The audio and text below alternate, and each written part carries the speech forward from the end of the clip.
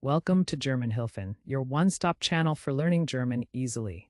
Today, we are going to learn the most important German verbs for beginners at the A1 level. Before we start, let's quickly understand verbs are action words. They tell us what someone is doing. So the first verb is sein, it means to be.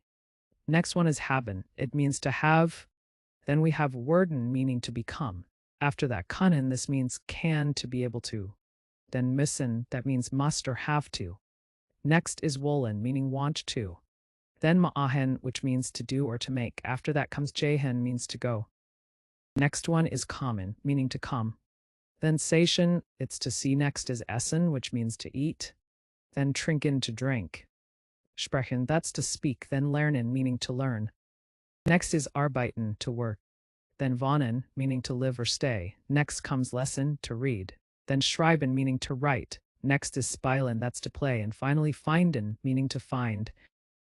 So these are the most important German verbs for beginners. Practice them and you'll be able to make simple sentences easily. All right, see you in the next video. Happy learning.